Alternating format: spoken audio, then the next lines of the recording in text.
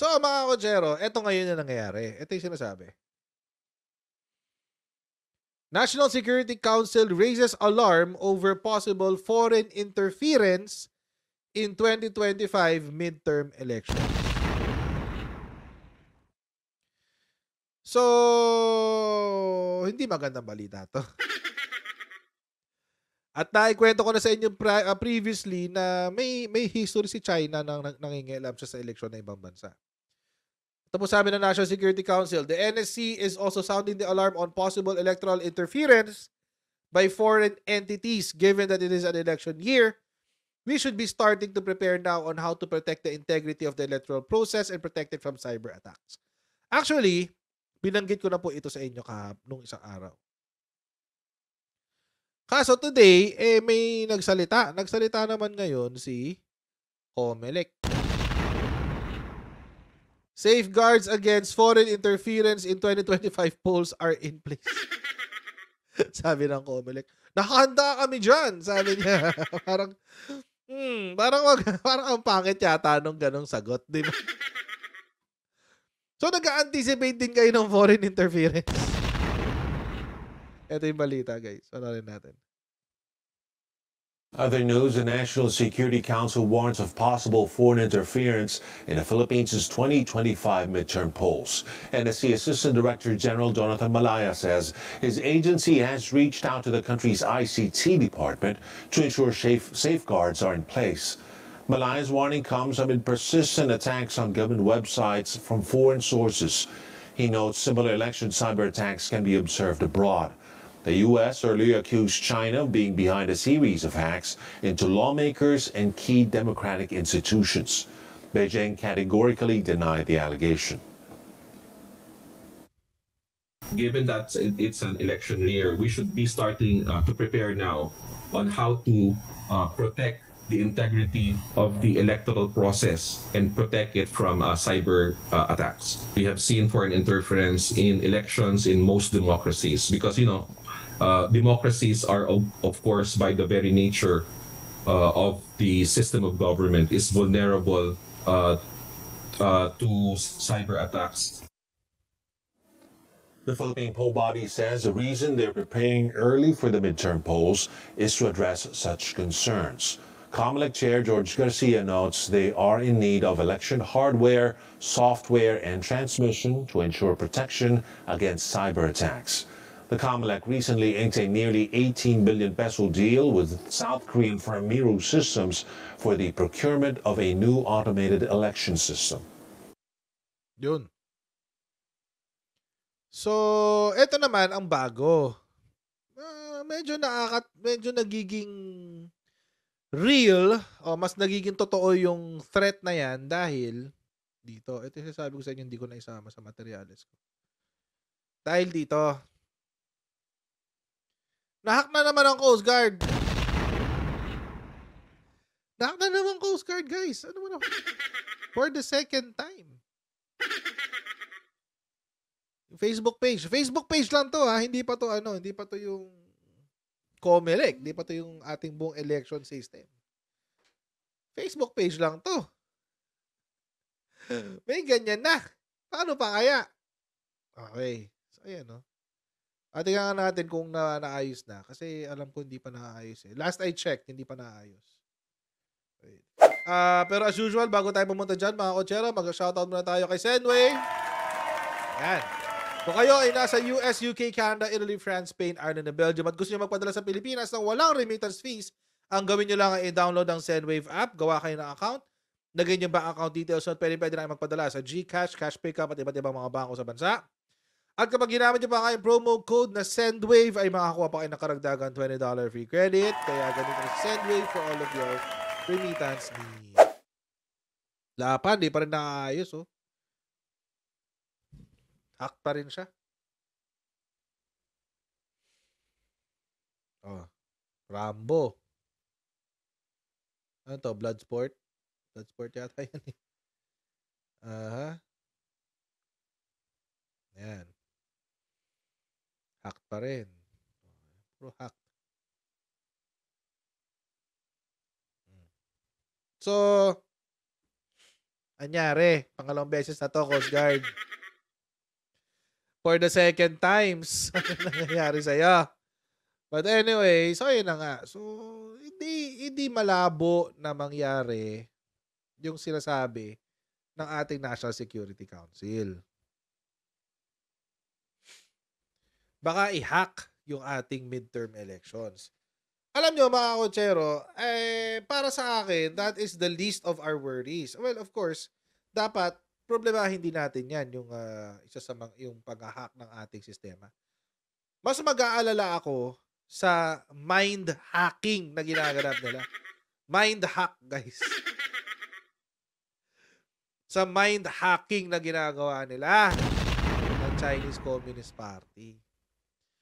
Nakwento ko na sa inyo ito na isang araw, yung tungkol dun sa United Front Work Department ng Chinese Communist Party. May nabasa kasi yung article kanina. Sino yung nagsulat? Di si former spokes sa Bobby Tiglao. Yan. Sabi, nag-away silang dalawa ni Tariela. Nag-away sila ni Jay Tariela, silang dalawa. Sa Twitter. Bakit sila nag-away? Kasi of an article written by Bobby Tiglao. Ito yung article.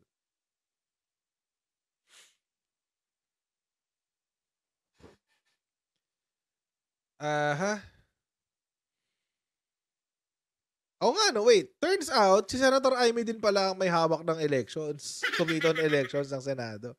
So Senator Amy, baka gusto mo rin ang paggalawin ng baso dito sa elections na posibleng foreign interference sa elections, di ba? Baka lang naman. Kasi ikaw yung Committee on Elections Electoral reforms pala. So ang treatment nga niya is a Nansha Archipelago. Making it a separate territory. So, hiwalay na teritoryo na raw yan. Hindi na raw yan basta-basta low tide elevation or whatever. Hiwalay na teritoryo na raw yan that is occupied by China. Okay. Kaya para sa kanya, mga kotsero, may karapatan nga naman ipagtanggol ng China. Teritoryo nila yan Isla nila yan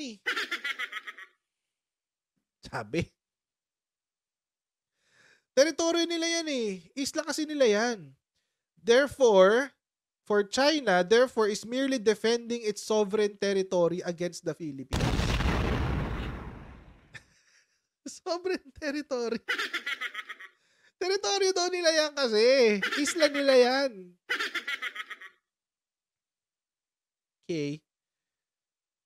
Tulad dati, wala namang isla doon sa Fiery Cross.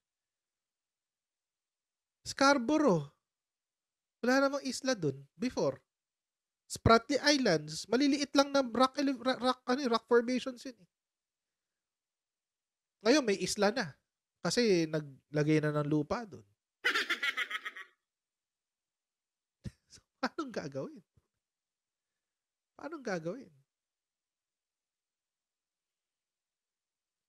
Baka kotsero, ang weird nga kasi halimbawa meron tayong Pag-asa Island. It makes sense na meron tayong Pag-asa Island kasi nasa loob yun ng ating ng ating exclusive economic zone. It makes sense kasi malapit tayo dun Si China wala. Wala siyang, ang layo niya How will China assert their territory? Ang layo niya. Diba? Unless mga kotsero, prior to, even before pa, from time immemorial, matagal na nilang tinake over yan. Na sila talaga yung tao doon. Hindi naman daw ganun ang history niyan. Pahingahan lang daw ng mga barko yan, ng lahat ng bansa na nandoon. Pahingahan ng China, pahingahan ng Pilipinas, pahingahan ng Vietnam, pahingahan ng Malaysia, Indonesia, etc. Lahat. So, paano nangyari yun? Diba? Kaya nga nakakatawa, ito sabi niya, China took de facto control of that feature in May 2013. So, ibig sabihin, mga kotsero, ano po ba ang de facto? Dalawa ko kasi yan, magkaibang termino yan. De facto tsaka de jure. Jure, spelling nun, jure. J-U-R-E. Jure. De jure. De jure ang de jure ang pronunciation daw nila. De facto tsaka de jure. De jure is occupation by law. Dahil sa batas. Occupation by law. De facto is occupation as a fact. Occupation as a fact or the reality during the time. Halimbawa, nung panahon ng Hapon, we have, of course, we have our own laws dito sa Pilipinas. No? Pero nung panahon ng Hapon, ang de facto law is yung law ng Japan. Kasi sila yung nandito, sila yung nag-occupy. So, de facto sila. Sila ang may de factong control sa Pilipinas. Sila yung nag-occupy nung panahon ng Hapon. Ngayon, ang argumento ni Bobby Tiglao is, dahil noong 2013, pinasok na kasi ng Chinese yan noong 2013. Di kanila na yan. Teritoryo na nila yan. Teritoryo na nila yan. Kanila yan. 2013. Noong 2013 nga, walang isla dyan Noong 2013 nga, yung Scarborough Shoal, walang isla dyan. Parang sandbar lang yan na mukhang horseshoe. Pabilog na ganun yan Pabilog. Sandbar lang yan na mukhang horseshoe. Low tide elevation lang yan noong 2013. Magulat-gulat na lang tayo pagdating ng 2016, meron ng mga military installation dyan. It's an artificial island. How can you occupy an artificial island and call it a territory? Unless, yun nga, de facto lang. As a fact, de facto. Yun lang yun nandun. Wala ibang nandun yun lang. But it's not an island. Kung island yan, di matagal nang matagal nang inoccupy ng Pilipinas yan. Pag-asa Island, tagal-tagal na nun Eto. Niyabang pa. China took the de facto control of that feature in 2013.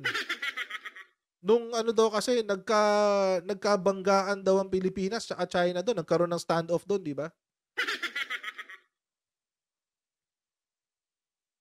Wala. Paano de facto? Wala nga isla So, paano nagkaroon ng teritoryo doon? Wala nga isla.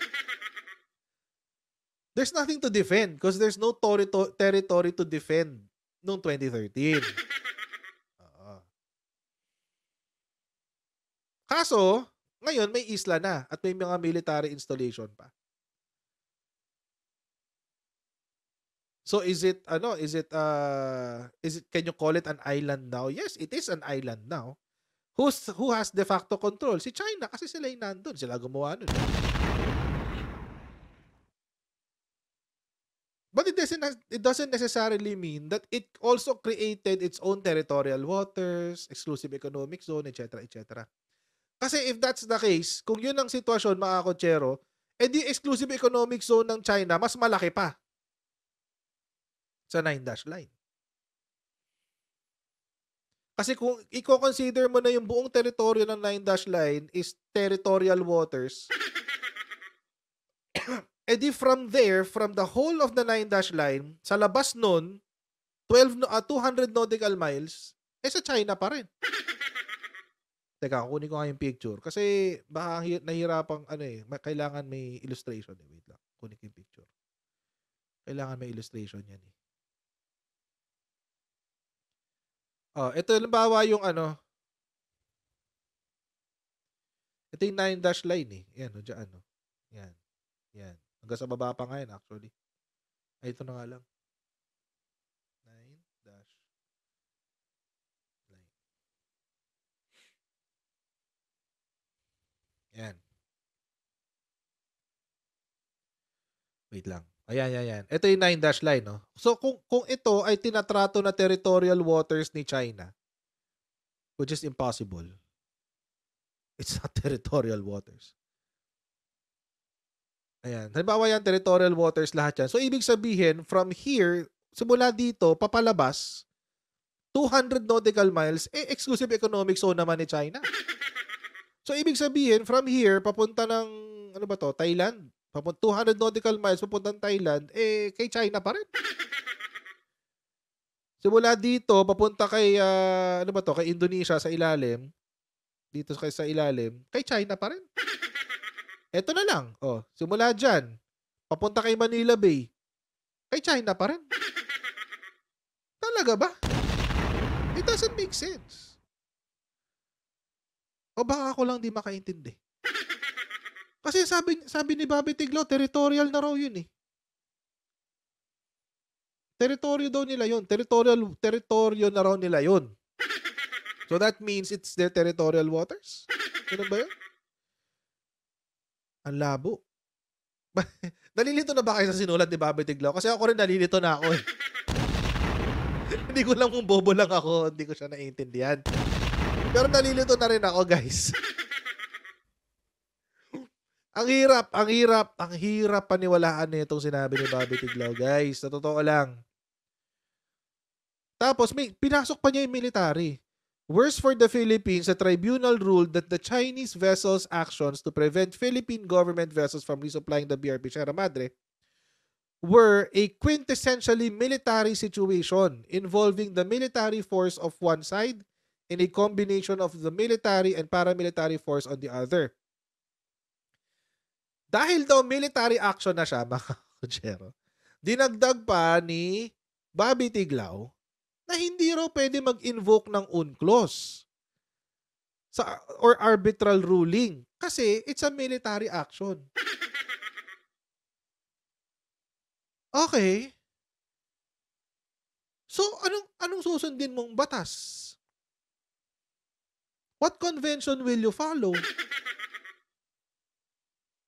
O sige, dahil merong may military ships, may mga barko kasing pang-militar doon sa lugar na yon, nung panahon na yon. At ang sabi ni Bobby Tiglao, hindi raw mawawalan daw ng jurisdiction ang UNCLOS at ang PCA dahil this is a military action. So, what do you think? What law will have jurisdiction over here? Over this case? Wala. Walang pwede. Dahil military action daw eh.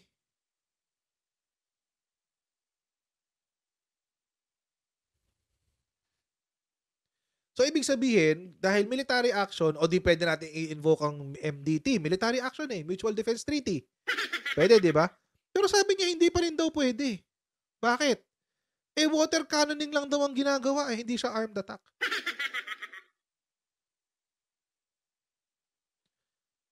So, ibig niyo sabihin, former Ambassador Bobby Tiglao, what you're trying to say is, the Philippines has no choice but to accept and concede. Kasi, ang sinasabi kasi, hindi pwede ang UNCLOS kasi it's a military action. Hindi rin pwede ang PCA kasi military action. Hindi rin pwede ang MDT kasi it falls short of an armed attack. So you're saying, walang option ng Pilipinas? But then again, mga kotsero,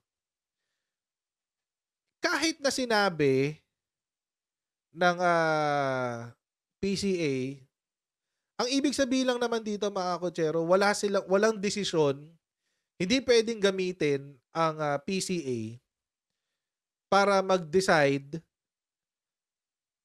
tungkol sa mga issue na belongs to the military. For example, dito sa Pilipinas, may arbitration din tayo sa Pilipinas, domestic arbitration. Ngayon, sa domestic arbitration, mga kotsero, merong mga kaso na hindi mo pwedeng dalhin for arbitration. For example, labor cases. Hindi mo pwedeng daanin sa arbitration yan. Labor cases.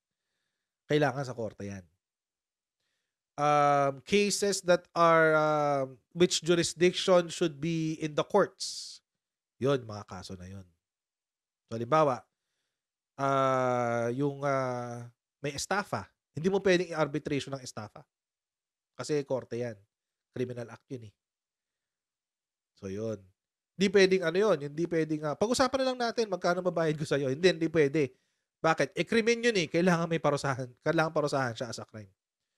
Hindi mo rin pwedeng idaan sa arbitration ang civil status civil status mo bilang Pilipino. Married, single, ganyan. Hindi mo pwedeng arbitration yun. So may mga ganun, although valid pa rin yung arbitration kasi meron lang mga kaso na hindi mo pwedeng dalhin sa arbitration because dapat diretso sa court. It is the same thing here. Si PCA, sinasabi niya, wala kaming jurisdiction sa mga desisyon na ginagawa ng militar. Yun lang yun. Pero hindi niya sinasabi na wala siyang jurisdiction na hindi niya sinasabi na walang jurisdiction ang PCA para mag-decide kung kung valid ba ang 9-dash line o hindi. So basically, mga kotsero,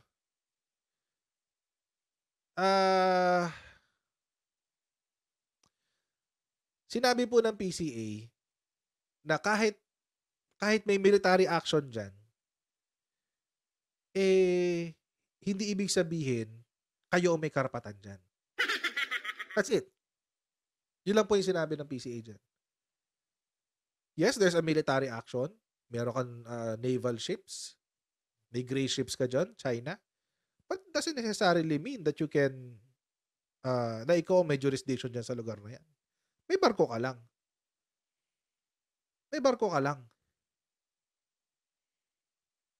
Hindi ko pwedeng kontrolin yung mga militar mo kasi flag mo yan eh. They're under your flag. Wala akong jurisdiction dyan. Ang jurisdiction lang ni PCA, sabi niya, ang jurisdiction ko lang, dito sa sa tubig. Pag-usapan natin yung tubig. Doon ako sa tubig. Si UNCLOS, ang jurisdiction ko, sa tubig lang din. Huwag natin pag-usapan lupa. Tubig lang. Anong decision ng PCA? According to UNCLOS, wala kang jurisdiction dito, China. Layo mo eh. 200 nautical miles lang ang sagad mo eh.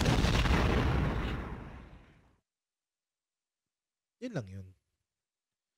Kaya mga kotsero, etong article ni Bobby Tiglao, I think this was really written, number one, para masatisfy yung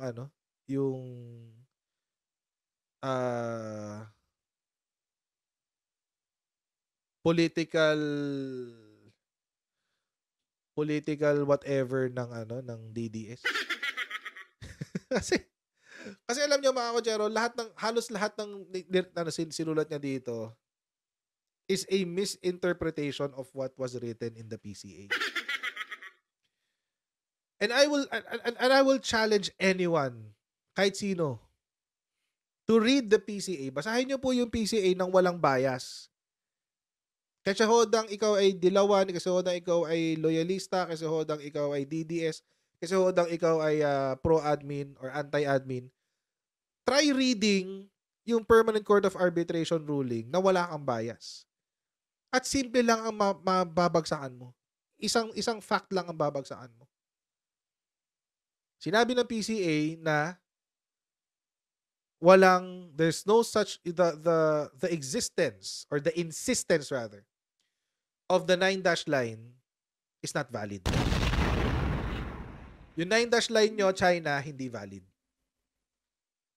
And ito yung mga dahilan. Low tide elevations yan, signatory kayo ng UNCLOS, walang provision sa UNCLOS na you will maintain your historic rights, etc. etc. Walang provision dun. Actually, sinabi pa nga dito ni Bobby Tiglao na wala rong law sa Japan, sa China. wala raw law sa China regarding tawag dito? Regarding wait, happy ko nga.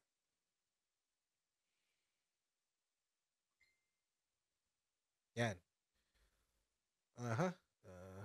Wait. Sinulat niya dito yun eh. Ayan o. Nowhere in China's laws and declarations that define its sovereign territory does it claim that the line is its basis for claiming sovereignty over the Spratlys. Wala raw kasing batas na nagsasabi daw sa China na yung 9-dash line daw yung basis ng kanilang sovereignty claim.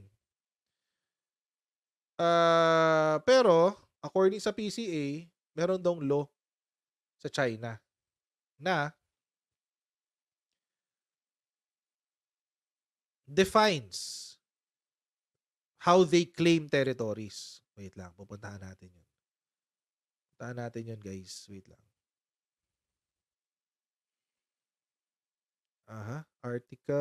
Parang Article 14 yata yun o Article 15 ang tawag sa kanila. Excuse me. Hindi yan yun. Kahanapan na naman tayo. Next time talaga, iaano ko na lang. I-screenshot ko na lang tapos ilalagay ko sa picture file para hindi na ako naghahanap ng ganito. Wait.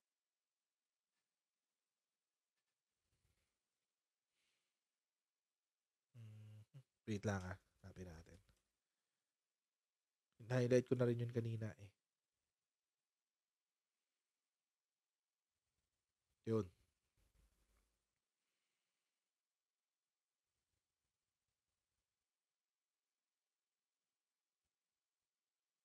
Ba yun? Article.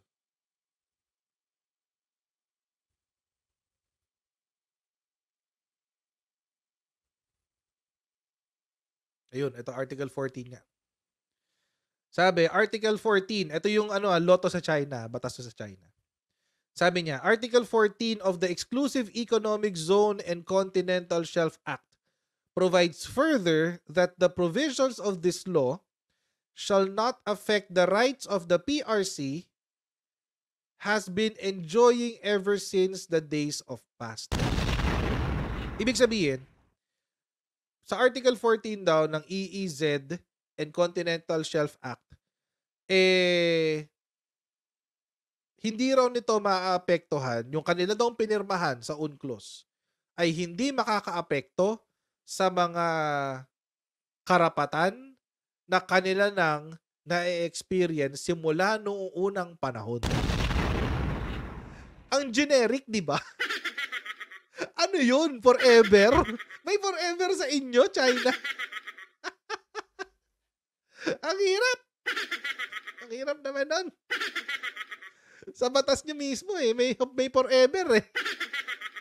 Ayan shall not affect the rights that the PRC has been enjoying ever since the days past. Ang taray niya, China. May forever sa inyo. Pero mga kotsero, nag-decide na po ang PCA. Let us not distort the PCA. Yung kasi yun nangyari, mga kotsero Yung kasi nangyari dito sa article ni Bobby Tiglao, dinidistort niya yung definition ng yung nangyari sa PCA. The argument is this. Ang haba-haba ng explanation pero simple lang argumento. The argument is this. May karapatan si China ipaglaban yung kanyang teritoryo. Bakit? Kasi yung teritoryo na yon ay ang Nansha Archipelago na hindi naman daw pinasinungalingan ng PCA. Yun lang yun. Yun lang yun, mga kakutsero. yun lang yun, mga sinabi niya doon, mga kakutsero. Pinahaba lang, pinaganda, nilagyan ng konting palabok. Pero, yun lang talaga yun. But again, mga kakutsero, all of those were disputed sa PCA mismo. Nagdesisyon na sa PCA, matagal na. Una, walang claim ang China sa historic rights. Bakit? Kasi walang provision sa UNCLOS regarding historic rights. Pangalawa, may jurisdiction ang PCA with regards to maritime disputes. At UNCLOS ang basis ng maritime disputes. UNCLOS ang magiging basis niyan. Ngayon, regarding the acts of the military, walang jurisdiction diyan ang PCA. Bakit? It's under the rules of number one, the laws of the land where the flag of the ships represent. So, yung jurisdiction ng PCA ay hindi sakop yung batas ng mga estado. Hanggang doon lang siya sa dagat. So, medyo ginulo lang ni former Ambassador Tiglao yung kwentuhan. But ang ending is it's not the proper interpretation of the PCA. Yun po yung ending. Ngayon, mga kotsero, akin lang naman ganito. Kung maniniwala pa rin kayo sa sinasabi ng mga Duterte Balahura supporters, tungkol dyan sa PCA ruling na yan, mukhang naniniwala na talaga ako. Mas nagiging kumbinsido na pala ako na tumatatag na at lumalala ang problema ng China disinformation sa Pilipinas. Wait, papakita ko lang sa inyo bago ko tatapusin. Tignan nyo to Freedom House ang pangalan. Beijing Social Media Influence 2022. Philippines. Gaano kataas ang impluwensya or ang effort ng China na bulahin tayo sa Pilipinas? High. 41 out of 85%. Ang resilience naman natin, mga Pilipino, buti na lang mataas din, 50. Ibig sabihin, tayo mga Pilipino ay kahit papaano hindi naman natin sinasakyan yung propaganda ng China. Hindi lahat do. But it does happen. May steady influence efforts daw sa Pilipinas ang China. Pero maliit ang impact kasi lahat tayo, duda tayo sa gusto ni China eh. Parang ayaw natin lahat kay China. That's the better choice, mga kotsero. Tapos si Chinese state media has close ties with local state broadcasters and partnerships. O, di ba? SMNI. Yan. Tapos may active social media presence pero limited daw ang user engagement ng mga posts related sa China. Some accounts have over 100,000 or even 1 million followers. Alam na natin yan. Kung sino yan. But engagement is limited and the number of fake accounts should not be underestimated. Okay? Subsidized press trips. Alam na. Alam na. Subsidized press trips. Okay, targeted disinformation. Malakas daw yan dito sa Pilipinas. And interestingly enough, it included pro-Duterte messages and received high engagement from the Filipino online community while active. So yung pro-Duterte messages, sinasabayan nila ng China disinformation para mas maraming makakita. Okay, strong influence on Chinese diaspora media. Yan sa mga binobinondo. Yan. Low penetration in television and radio. Okay, di na sila makapasok sa TV natin. Tsaka sa radyo. Diverse and critical local media. Increased media and civil society attention to Chinese Communist Party influence. Mas marami raw Pilipino nakakaalam ngayon dito kasi mas exposed daw sa China. Sorry. Mas exposed daw yung strategy ni China. Kaya mas marami daw atensyon na naibibigay ang Pilipino sa kalokohan ng Chinese Communist Party. Media vulnerability to political influence, violence, and legal reprisals. Ayun, yun lang. So, medyo vulnerable daw tayo yung media sa political influence, which is somewhat true. Pero yung huwag niyo sasama si Rappler kasi si Rappler, wala, basura talaga yan. Basura talaga yan si Rappler. But anyway, so ayun mga kotsero. Let us not forget, mga kotsero, the true enemy. Ang totoong kalaban ho dito, hindi it's not even the DDS. Ano ba yun? Hindi yung mga DDS ang kalaban dito. Kasi mga kababayan natin yun. Ang totoong kalaban dito, mga kotsero, si Chinese Communist Party. Si Chinese Communist Party. Siya yung totoong kalaban dito.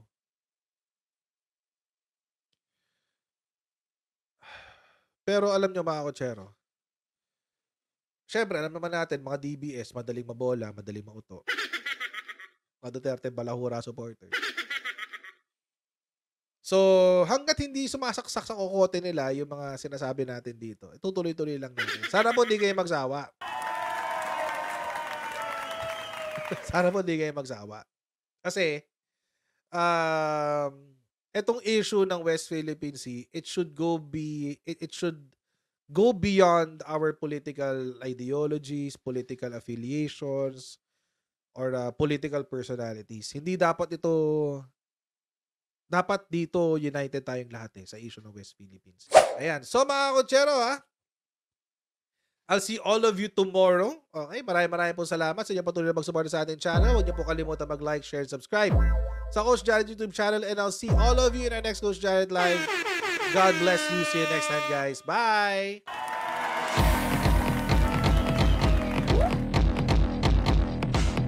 Huwag ganun. Huwag natin gawing tanga mga Pilipino. Mas maganda kasi nasa lugar ka ng tama kaysa yung pinipilit mo yung pagkakamali.